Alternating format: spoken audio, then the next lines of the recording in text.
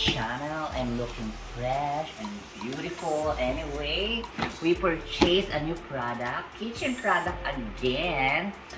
It's a Tefal Electric pressure cooker. So we're going to try actually pressure cooker because sometimes we need to cook and to make very good meat, tender and soft.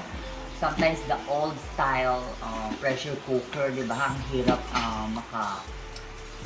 lambot ng meat. It's this time I'm going to try a Tefal international brand, a very good brand actually. So let's check it out, and then I'm going to try also and show you how to tender and how to cook beef. So then let's start unpacking this package, and then I'm gonna show you. But don't forget to subscribe to my channel and like this video, and also check out my other unboxing here and recipes here in my channel. And if you like, you can donate also some money to me. If you like my videos, just click the super thanks below, okay? And also like my Facebook page. Ganon.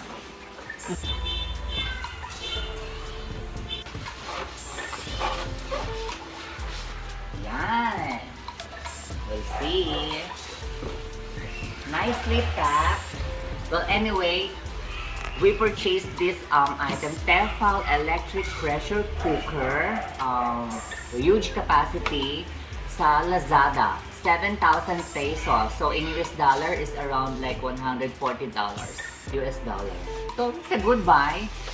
Discounted price actually. So it's a Tefal Electric Pressure Cooker, huge capacity, 7,000 pesos. In my trusted shop sa Lazada. Yan. Ta-da-da. Looks great. Ang ganda na. Heavy ha, medyo mabigat. It's pretty heavy. Kakamasok ako dito.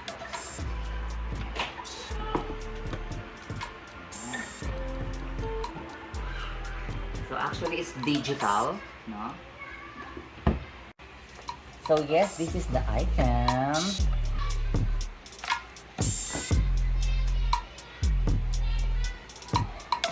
So to open this, meron dito naka-indicate. Pakita natin. This one, to open. Yan, to open. Yan. Yan. Open natin. Yan. So again, close. Ito close, lock, open. Yan. So inside, meron tayo. Yan, normal. Yung mga pang-sandok. And then, manual. Yes. And this.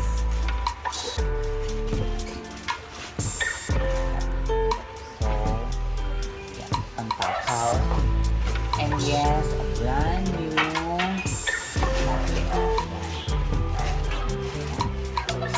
Looks so nice. Looks so premium.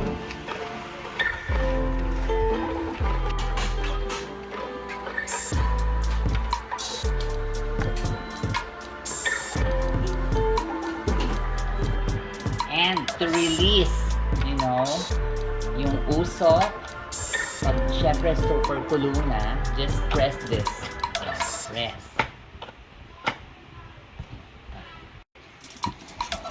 And it includes Tefal cookbook. Ayan, may cookbook. So now let's try it kung nag-o-operate siya. Let's just check it. Oh yeah, alright. So, you hear that beep? Okay, this is the on function, on and off. So, there's a timer, delayed start, menu for cook, if you like to use it for stew, slow cook, high cook, saute, bake. And yes, finally, we're going to try it. We're making beef caldereta. And we're going to use our Tefal Electric Pressure Cooker for the first time. So, let's see.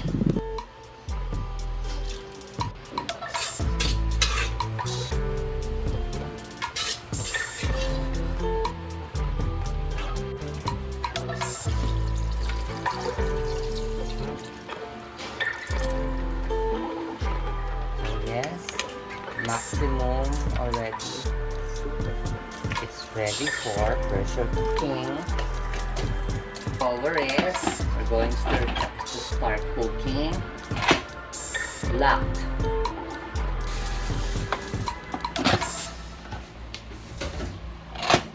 Yeah. So let's choose, ayan, beef, lamb program, and then set it automatically. Nakaset na siya for 30 minutes. Beef lamb, 30 minutes. Pressure cook. Then let's start. That's so easy. And open the lid, loosen up.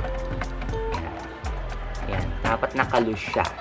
Huwag dapat naka-pihit, kailangan loose. Right? Yan, loose. Yan. So yes, when it reach the process of maintain pressure, that's the only time the 30 minutes pressure cooking time will start. See? First, heating up. Second, pressure up. Then maintain pressure. Then the start of 30 minutes. Yes, remaining 1 minute. And then, time to release the pressure. Alright. It's letter F means we can release the pressure. Time to press this button.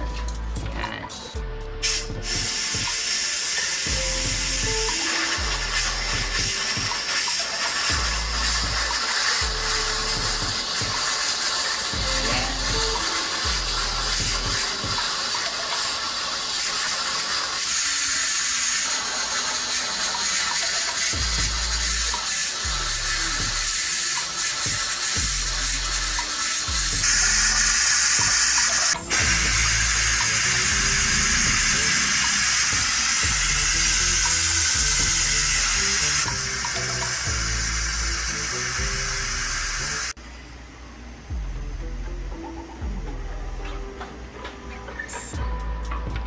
Yes, almost done.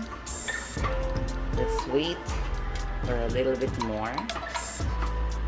It's time to open now.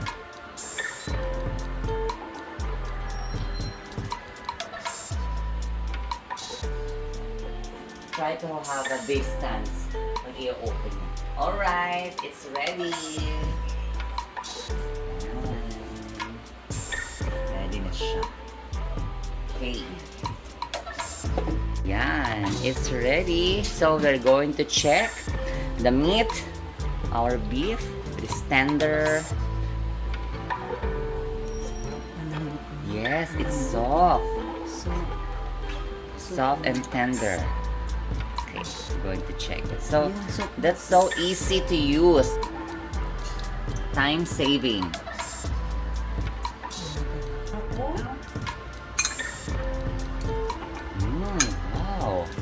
Ang lambot na, oo.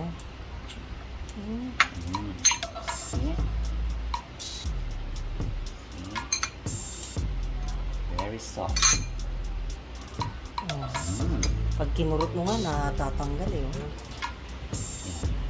Very soft.